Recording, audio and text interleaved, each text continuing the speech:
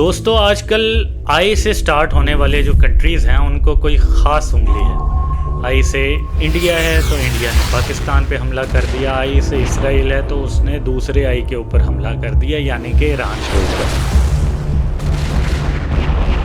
اور یہ چیز آج کل میڈیا کی زینت بنی ہوئی ہے.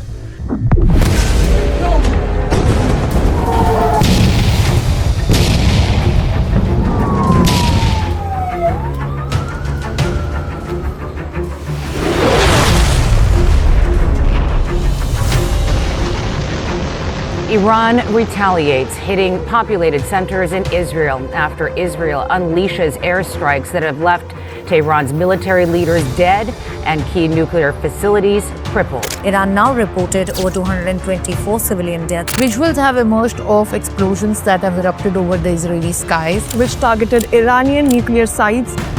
Tehran is burning. Iran is under relentless assault. The Iran State News Agency reporting that Iran fired hundreds of ballistic missiles at Israel, retaliation for Israel's Friday attack. As the conflict between Israel and Iran continues to intensify, An Iranian strike deep in the heart of Tel Aviv.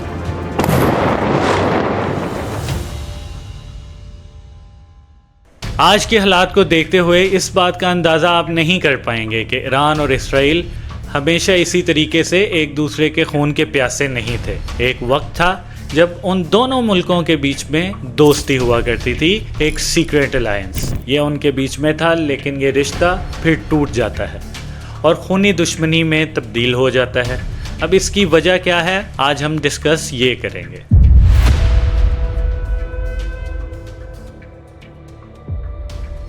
تو ہوتا یوں ہے دوستو کہ basically 1948 میں جب اسرائیل بنتا ہے تب پاکستان سمیت زیادہ تر مسلم کنٹریز اسے ریکگنائز نہیں کرتی. لیکن اسی وقت ایران اسرائیل کے ساتھ ٹائز اسٹیبلش کرنے میں لگ جاتا ہے. شاہ محمد رضا پہلوی کے حکومت میں اس وقت ایران کو پرو ویسٹرن پالیسی اپنانی پڑتی ہے. اسرائیل کے ساتھ اسٹریٹجک ٹائز بنا رہا تھا ایران. اسرائیل کی پیریفری ڈاکٹرین کے تحت ایران، ترکی اور ایتھوپیا کے ساتھ ایک سیکرٹ پیکٹ بنایا جاتا ہے. اب ان گروپ آف کنٹریز کے بیچ انٹیلیجنس شیئرنگ ہوتی ہے، ملٹری کارپوریشن ہوتی ہے اور جیسے ایگریمنٹس بھی سائن کیے جاتے ہیں. یہ سب کچھ انڈر دا ٹیبل تو تھا ہی تھا، کچھ حد تک باہر بھی آنے لگ گیا. یہاں تک کہ موساد اور اس وقت کی ایران کی سیوک جو ان کی انٹیلیجنس ایجنسی تھی ایک دوسرے کے ساتھ کام بھی کرتی ہیں، میوچلی ایک دوسرے کے ساتھ انفارمیشن شیئر کرتی ہیں. شاہ کے رول کے انڈر ایران اس وقت اسرائیل کا میجر آئل سپلائر بھی بن جاتا ہے. اسرائیل بدلے میں ایران کی ملٹری اور ٹیکنالوجی کو ماڈرنائز کرنے میں مدد کر رہا تھا. 1979 تک دونوں کے بیچ یہ الائنس چپکے سے بڑا ٹھیک ٹھاک اور بہترین چل رہا تھا. پھر آتا ہے Islamic revolution.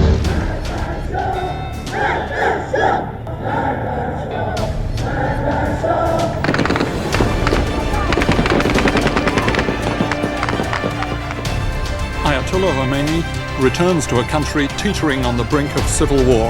Ayatollah Ruhollah Khomeini returned to Iran on February 1st, 1979. Several million people showed up to greet him. His arrival was a turning point in the Iranian Revolution. آیت اللہ خمینی اسلامک ریپبلک بنانے کے بعد ایران نے اس کے بعد اسرائیل کو ایک اللیجٹمیٹ زیونسٹ state قرار دے دیا، ڈکلیئر کر دیا کہ وہ ایران کا دشمن ہے. اس کی ایمبیسی تک کو پیلسٹین کو دے دیا گیا. پبلکلی دشمنی اب ہو ہی گئی تھی، لیکن تب اس وقت بھی بیک ڈور ٹائز کبھی کبھی بچے ہوئے تھے.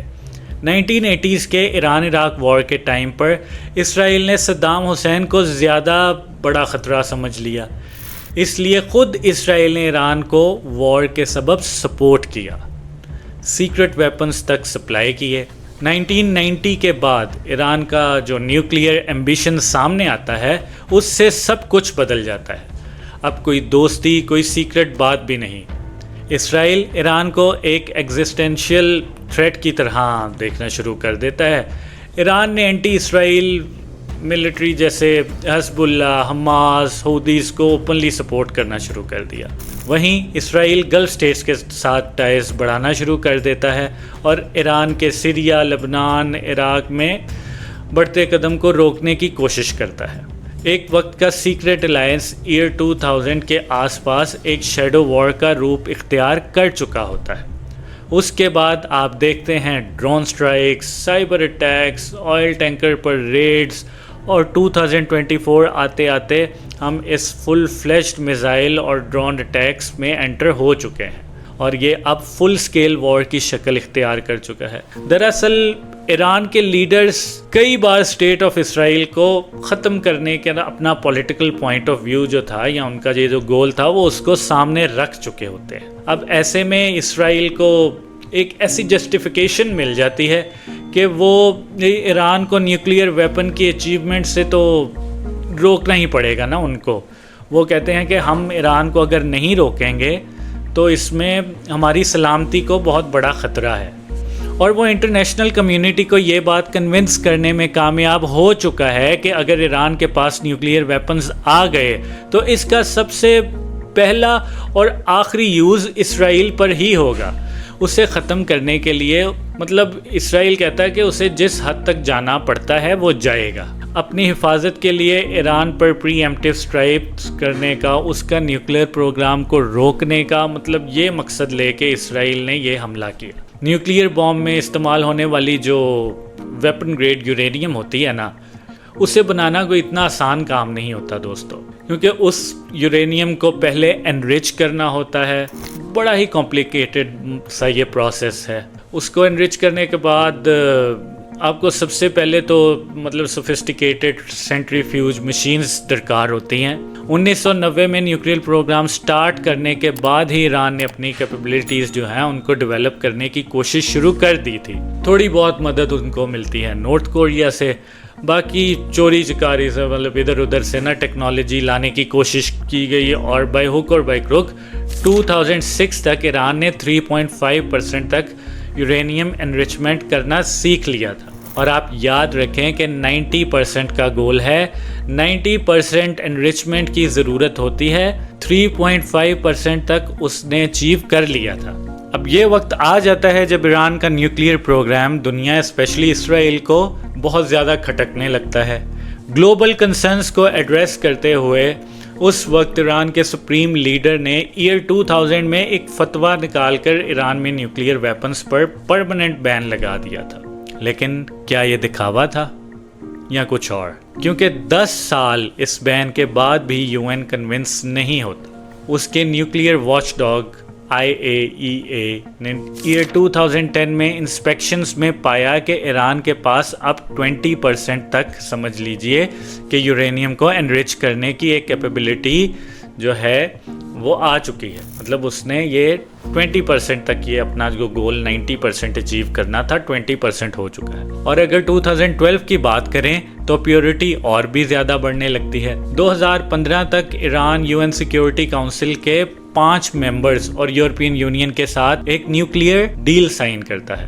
اس کے تحت ایران نے اپنے زیادہ تر سینٹیفکیٹ مشینز کو ہٹا دیا، انرچمنٹ کو 3.67% یوز کے لیے رکھا، اور لو انرچڈ یورینیم فائل کو 300 kg تک ہی لمٹ کر دیا۔ اس کے بدلے میں ایران پر لگائی گئی جو انٹرنیشنل سینکشنز تھیں وہ ہٹانے کی بات ہوتی ہے۔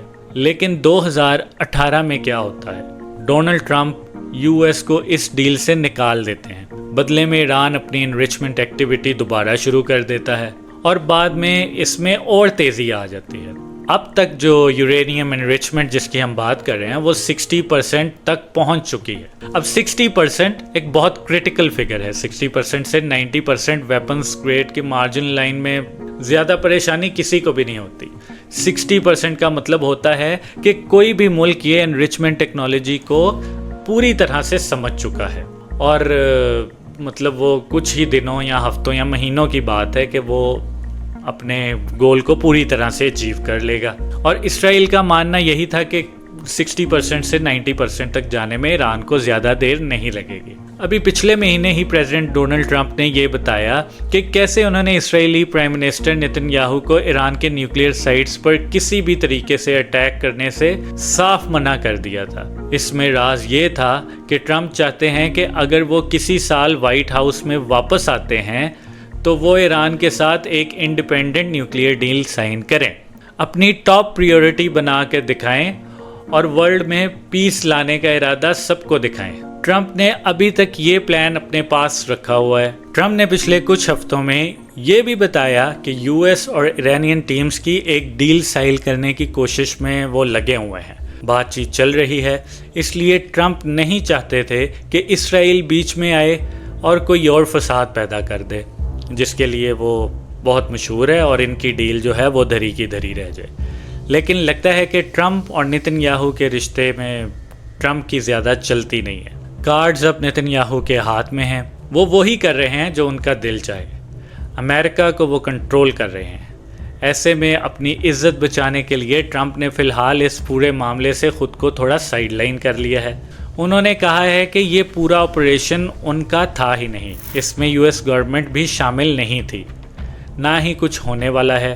ہاں، یو ایس نے یہ ضرور مانا ہے کہ اسرائیل نے یو ایس کو ان اٹیکس کے بارے میں پہلے ہی بتا دیا تھا، اسی لیے انہوں نے مڈل ایسٹ سے اپنے لوگوں کو ویکیٹ کر لیا تھا۔ مڈل ایسٹ میں کچھ بہت بڑا ہونے والا تھا، اس کی جھلک پوری دنیا کو کئی دنوں سے نظر آ رہی تھی، خاص طور پہ جب یو کے نے بھی کمرشل شپرز کو وارننگ دی اور ہوشیار رہنے کو کہا تھا، تو سب کو پتہ چل گیا تھا کہ کچھ ہونے والا ہے۔